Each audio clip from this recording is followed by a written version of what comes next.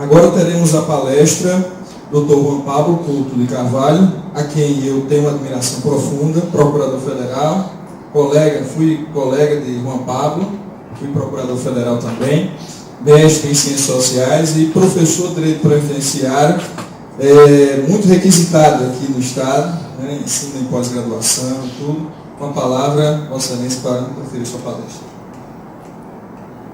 Boa noite a todos. Inicio cumprimentando o Dr. Carlos Wagner, a quem reforço o agradecimento pelo convite de estar aqui hoje com a oportunidade de debater temas de previdência social. Ao meu chefe e colega, Dr. Alessandro, já parabenizando pela apresentação, e o colega, Dr. Bruno Batista, que vai também trazer a visão da advocacia privada para o debate. Bem, pessoal, o evento hoje traz temas atuais de previdência social. E eu entendi o espírito, quando foi apresentado a Quinta Jurídica, que é justamente, vejam que o cartaz não traz temas atuais de direito previdenciário, de previdência social. Então, para não frustrar a expectativa dos presentes, eu vou seguir a temática. Eu vou fazer um passeio, mas um passeio tipo aqueles de ônibus turístico, aquele que a gente passa e tira foto com o ônibus em movimento, rapidamente aqui, em 30 minutos, onde a estatística, por isso que se eleva tanto. Tanto é que o Rio Grande do Norte, ele, na população jovem, é um estado que tem uma cobertura abaixo da média nacional, como é próprio da região norte-nordeste. Mas quando se coloca ele, focaliza na cobertura ao idoso, ele é um dos estados da federação com uma cobertura mais incrementada, justamente porque quase 60% da população que recebe benefício do Rio Grande do Norte se declara trabalhador rural. Então a cobertura ela vem sendo favorecida, seja pela conjuntura jurídica em torno do sistema, ou quando eu digo a conjuntura jurídica, o próprio princípio de universalização da Seguridade Social, o espírito de inclusão que existe no sistema, vem também sendo prestigiado pela própria conjuntura econômica do país. Então, sem dúvida que a formalização do emprego, a própria taxa baixa de desemprego, e as políticas legislativas de inclusão previdenciária, e aí eu ressalto pelo menos três muito importantes.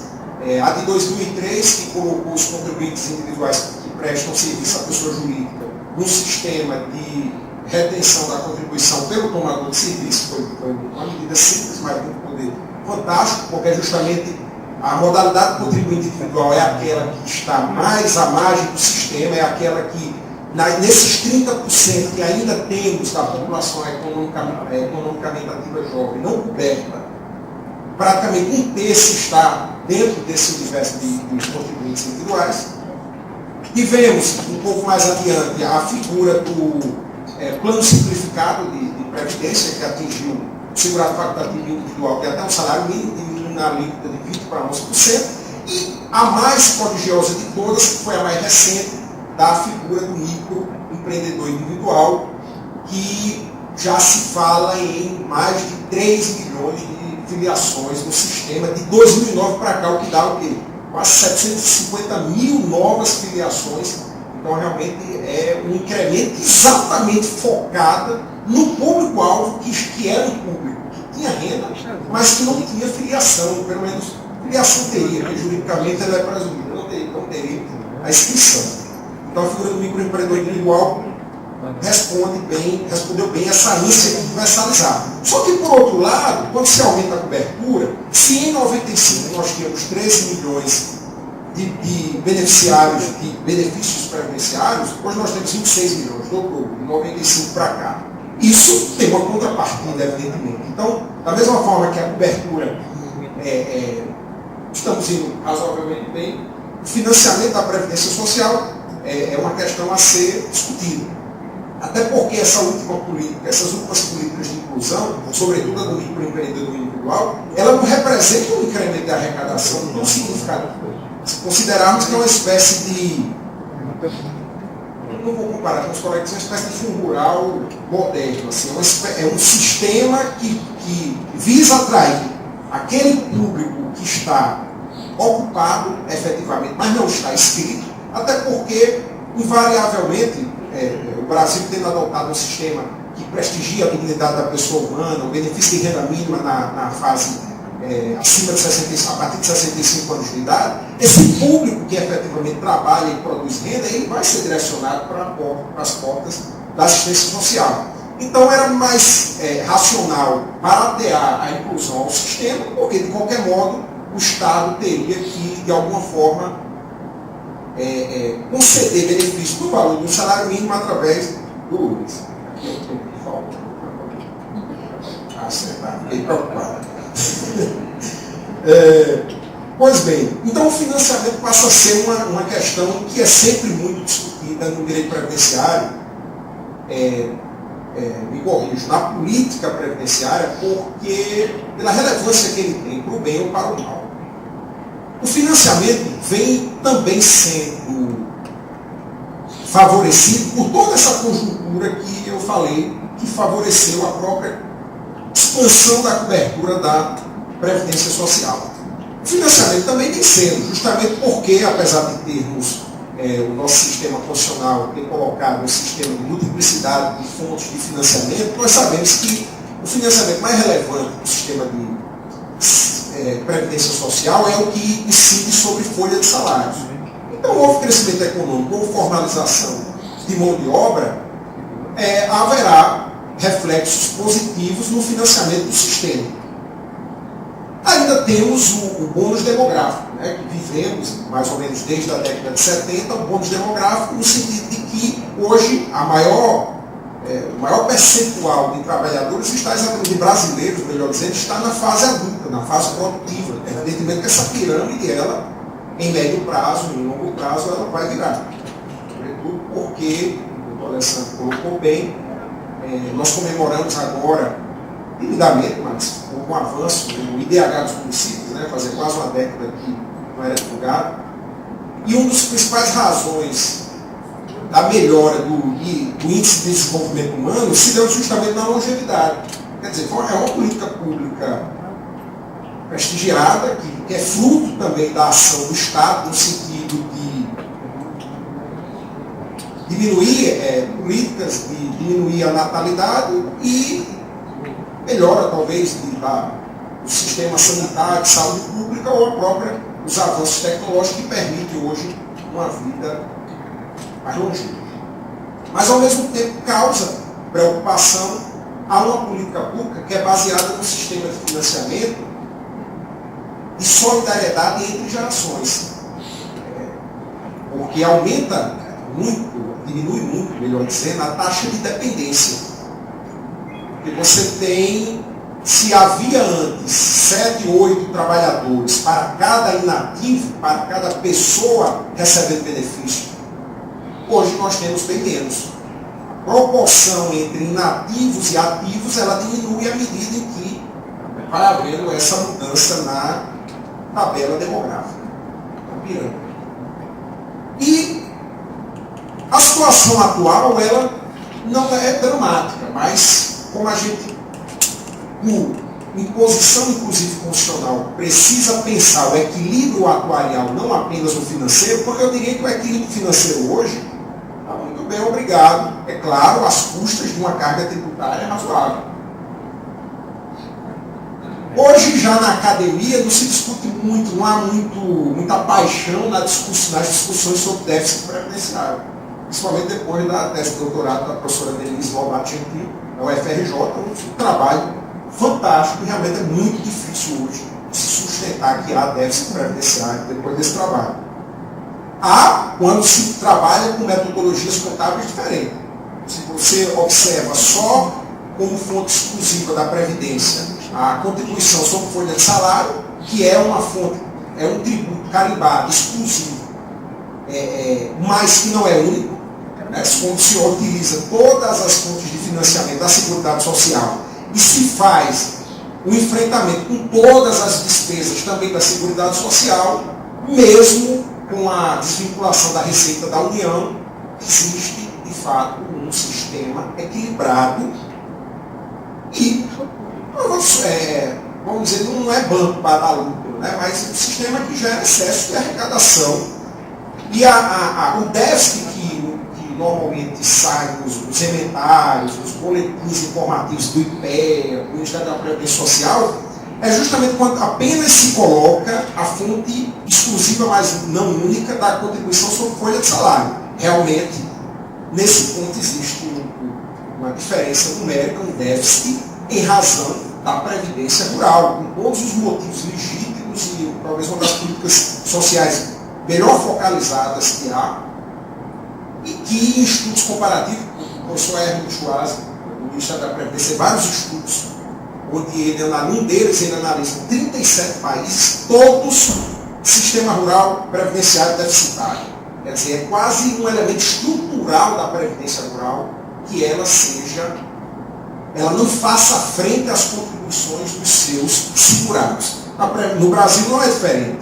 No Brasil, de cada R$10 que se gasta, se investe no pagamento de benefícios para a população rural, se arrecada R$1.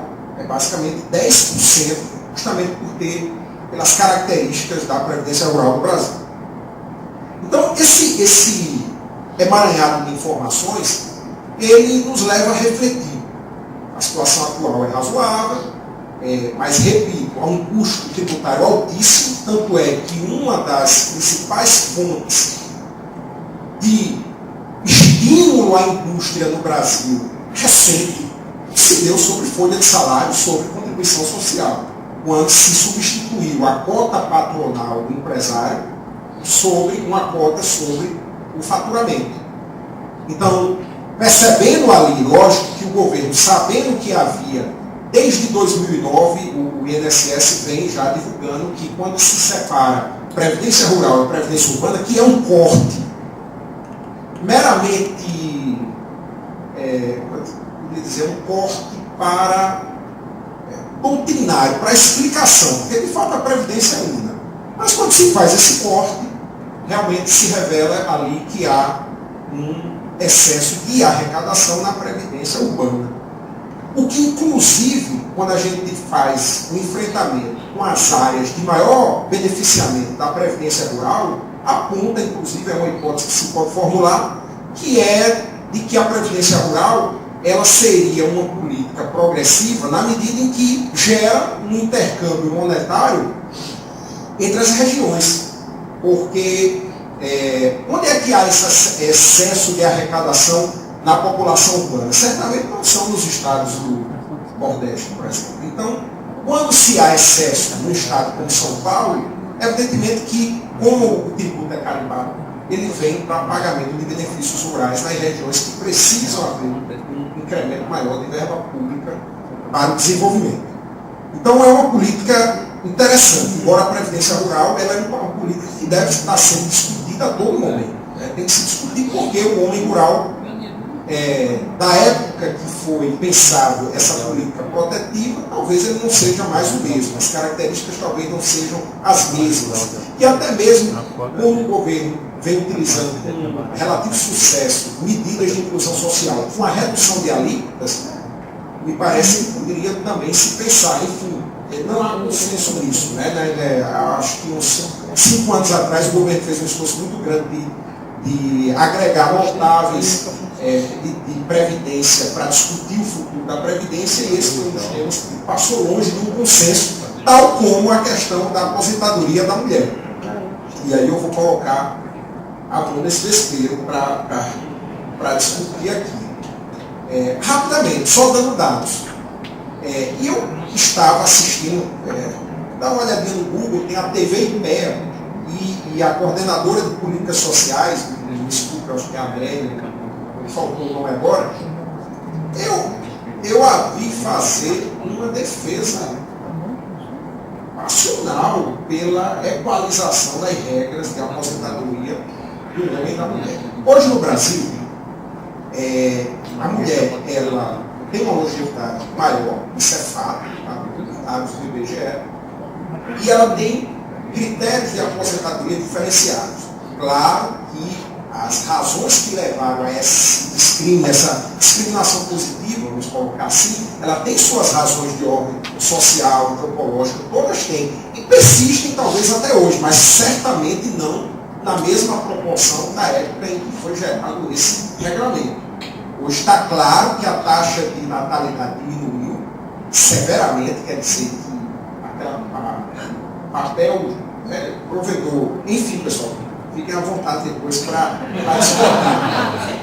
Mas o tema não pode haver tema proibido, né, no direito previdenciário. Tal como a Previdência Rural, é claro que é um tema extremamente antipático para o Congresso Nacional trazer e discutir, sobretudo porque o eleitorado feminino hoje é a maioria. Se formos pensar dessa forma maniqueísta das coisas, seria um tema difícil, mas é como o doutor Alessandro colocou, na hora da pressão econômica, a contribuição dos inativos passou.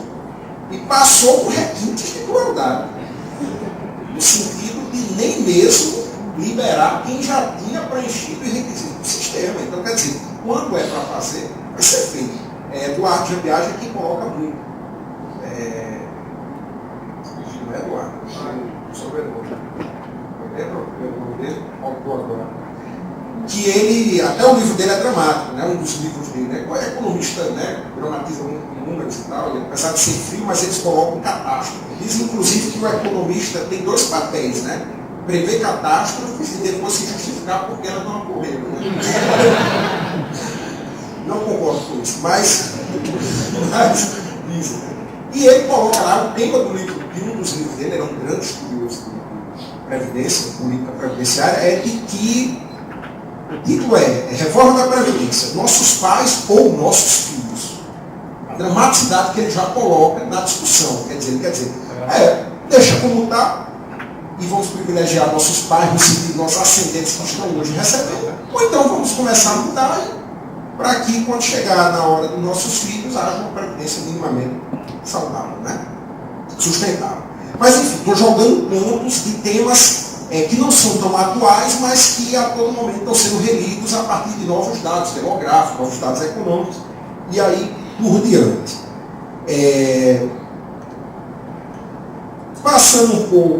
Saindo um pouco dessa seara, também existem discussões hoje de critérios de elegibilidade e benefício, né, que não são reformas necessariamente constitucionais, são reformas que podem se dar no plano da norma infraconstitucional e que visaria racionalizar o sistema. Sem discurso neoliberal, de direita, não, racionalizar mesmo, impor sentido ao sistema. O sistema ele está presente onde deve estar presente e deixar e colocar presente nas situações em que ele ainda está ausente. Então se discute reforma na Previdência Social porque o Brasil hoje, e aí eu cito como fonte um trabalho de Caetano Miranda, um trabalho de pesquisadores do IPEA, escrito em 2007, atualizado em 2008, onde eles fazem uma comparação do sistema previdenciário brasileiro com os demais 114 países. É um estudo que ficou famoso, saiu no Jornal Nacional, inclusive, porque a conclusão foi assustadora. Assustadora no sentido de como a percepção é diferente da realidade, às vezes. E aí eu também, já por honestidade científica, já digo que tem um estudo muito bom do Eduardo Paganini, que ele realmente tenta desmontar pelo aspecto metodológico, não de mérito. Mas, enfim, o trabalho do professor Marcelo Caetano, ele apontou, fazendo uma comparação entre 114 países, eles concluíram que o Brasil estaria em 14º lugar no que ele chamou, no que ele adjetivou de sistema superdimensionado. Ele quis dizer assim. Ele quis dizer o seguinte, que o sistema jurídico previdenciário ou de seguridade social brasileiro, ele daria uma proteção que hoje o Brasil compromete da sua riqueza interna em média de 2 a 3 vezes mais do que países com características demográficas, econômicas, nível de BH, parecidos com os países da América Latina. E nos colocaria em percentual de investimento público no patamar de países reconhecidos como de bem-estar social desenvolvido. Países bem mais envelhecidos que a gente. Então alguma coisa está errada. Porque a percepção talvez não seja essa, para começar por aí. Será que a percepção do brasileiro é de que nós temos um sistema que exige investimento público à proporção de um país escandinavo? Não, possivelmente não é essa a percepção. Então, esse trabalho indica que muito disso tem, ele coloca 25% dessa diferença está na política de previdência rural distributiva, que tem um efeito positivo social tratado em vários trabalhos sobre isso. Mas também os outros 3/4 se explicaria por critérios simples de elegibilidade do benefício. Então, o Brasil gasta em pensão por morte 3 vezes mais do que qualquer país da América Latina. Está lá com dados da OCDE, do CEPAL, dos órgãos oficiais do governo de vários países, ele fez esse estudo. E quando a gente vai analisar critérios de elegibilidade, a gente percebe que há distorções, de fato, para o bem, ou seja, para expandir ou não o sistema previdenciário. Para o bem ou para o mal existe essa questão. A idade mínima no Brasil, por exemplo, para aposentadoria no regime geral. Primeiro, é muito estranho um país que adota um sistema previdenciário, um financiamento por repartição simples, e adota critérios próprios do sistema de capitalização, porque você coloca só a idade como critério, sem ter nenhum outro temperamento sobre expectativa de vida, sobre taxa de reposição, nada. Então, primeiro, já é anacrônico o fato de um sistema que adota as bases de financiamento que o sistema brasileiro adota, ele prevê uma aposentadoria, um benefício programado de previdência, sem exigir uma idade mínima. Sabemos que conta-se que foi um equívoco de um deputado na hora de apertar o botão, na hora de discutir a emenda constitucional que gerou na hoje emenda número 20, mas enfim, persiste até hoje. O fator previdenciário, produto tipicamente nacional, ele não resultou naquilo para qual ele foi criado, que era postergar o momento da jubilação do trabalhador. Não postergou. Porque ele gerou a pena, uma penalização. Houve perda monetária, mas o trabalhador brasileiro assumiu a perda. E por isso que hoje a desaposentação enche os escritórios de advocacia. O tema da desaposentação. Então, o fator previdenciário, vejam, tem um dado que o IBGE soltou, de que nos últimos 10 anos a expectativa de vida do brasileiro subiu 6,4 anos, enquanto que a idade média de aposentadoria por tempo de contribuição subiu 1 ano. Então o fator previdenciário ele não vem gerando postergação no momento de se aposentar. Ele vem gerando uma penalização monetária ao trabalhador. Mesmo porque, outra questão a se discutir, eu vou sair daqui como neoliberal, vou sair daqui, com certeza. Mas enfim, porque o sistema ele tem um equilíbrio muito fino, né?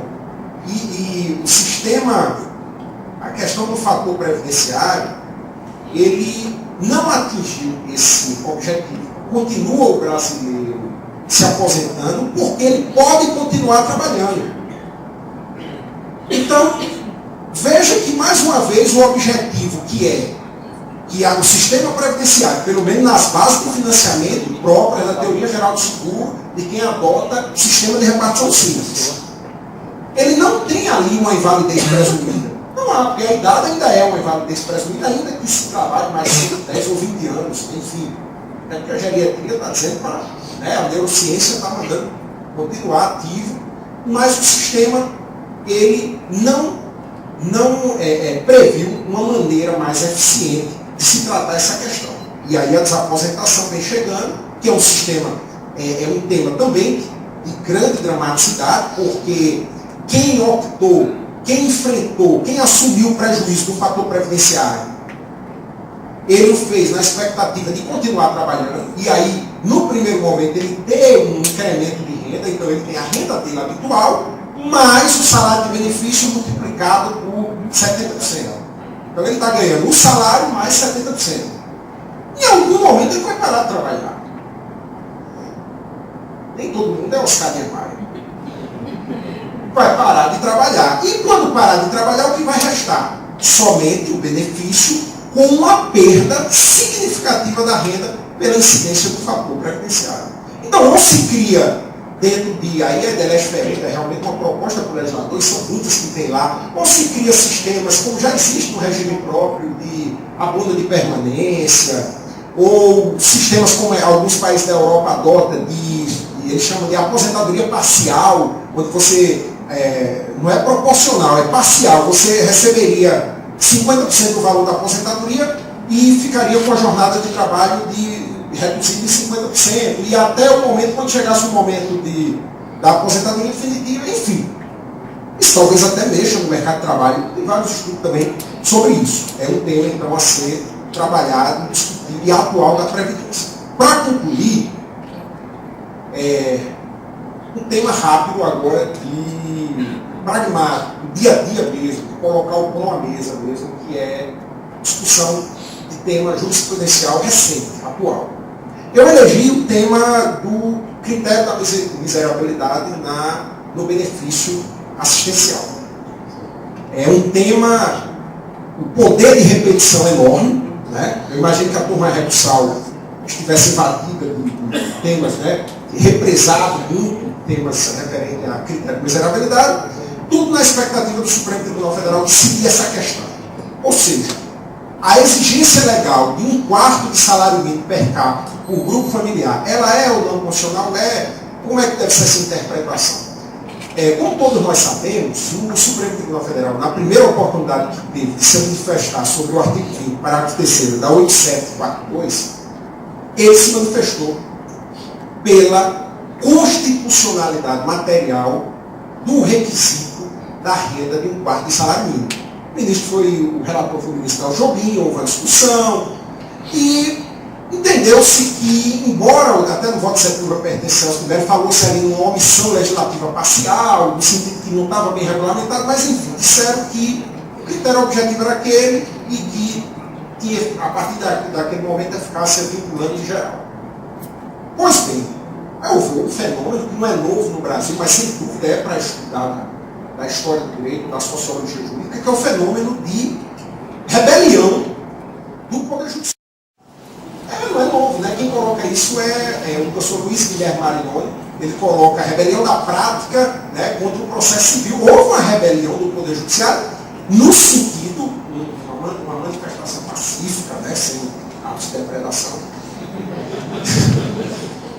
no sentido de que ele nunca se curvou, o Poder Judiciário, a jurisdição ordinária e os próprios tribunais de uniformização de entendimentos, ele nunca aceitou bem essa decisão do Supremo Tribunal Federal. E o ministro Gilmar Mendes, quando foi relator de um dos REs, esses agora julgados em abril ou março, ele fez esse histórico, né? Ele colocou, ele disse, realmente aqui é um fenômeno muito interessante. E ele faz várias situações de alemão como é de rápido, da história do direito, e ele achou um fenômeno realmente, e foi interessante, de fato, o Poder Judiciário nunca ter, apesar do efeito vinculante geral, nunca.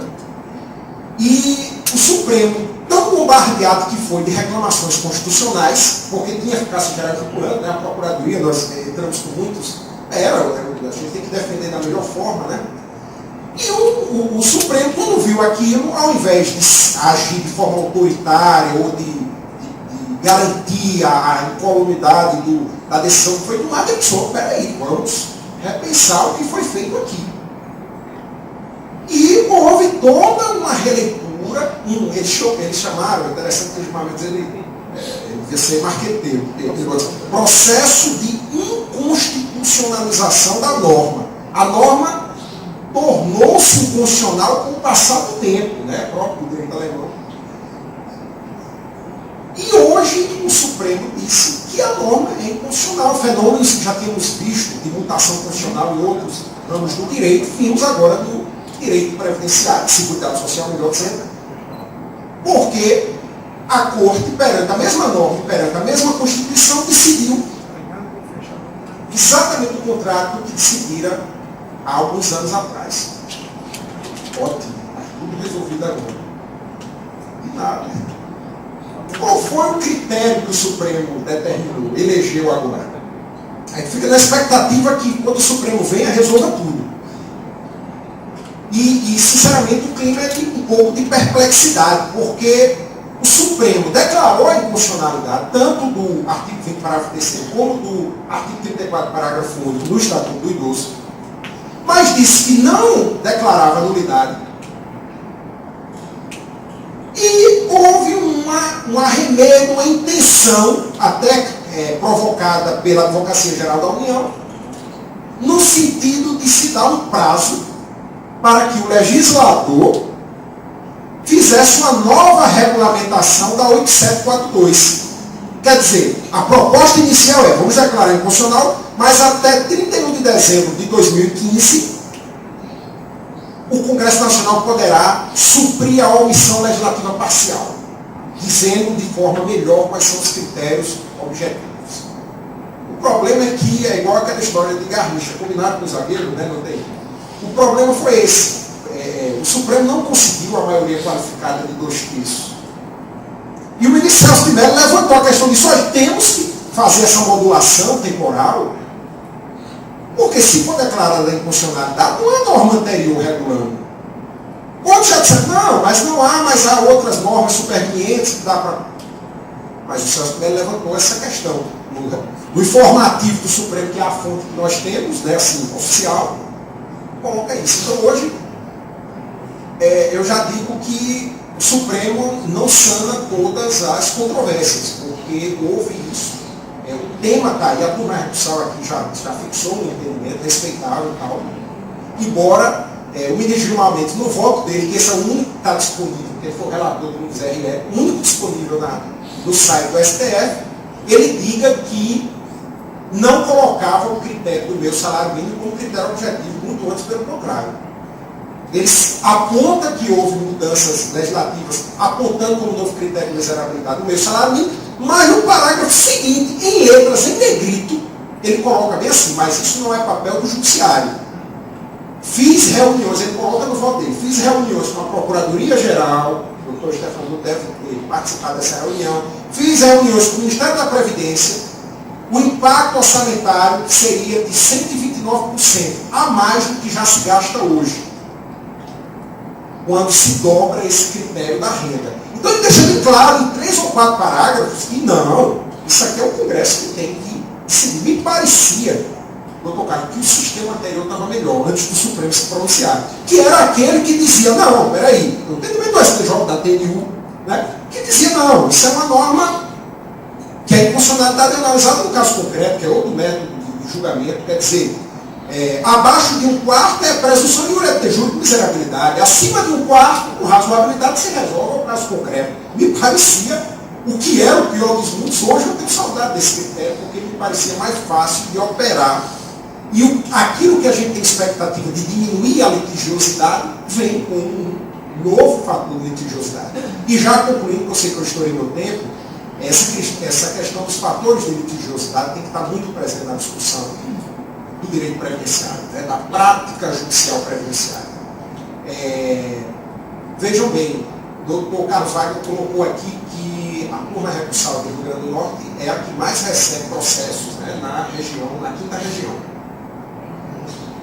Alguma coisa também está fora da ordem. Né? Porque é engraçado, o ICJ, que é um índice de concessão judicial, quer dizer, é um índice com o INSS, é um fator inclusive de analisar a eficiência, né? Um indexador de eficiência do INSS, o índice de concessão judicial no Rio Grande do Norte é abaixo de 5%, é abaixo da média nacional. Quer dizer, o INSS, na sua alocação potiguar, ele erra menos que a média nacional e gera mais demandas que a média nacional.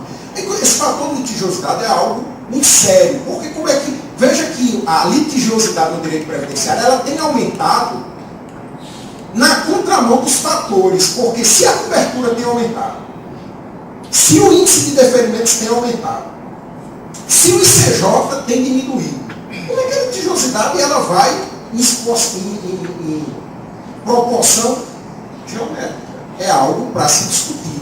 E, sinceramente, eu não sei se novos tribunais regionais federais, peço licença para a sua opinião, que eu sei que é um meio importante da magistratura federal, temos que a solução seria, é melhor criar mais cadeias para combater a criminalidade?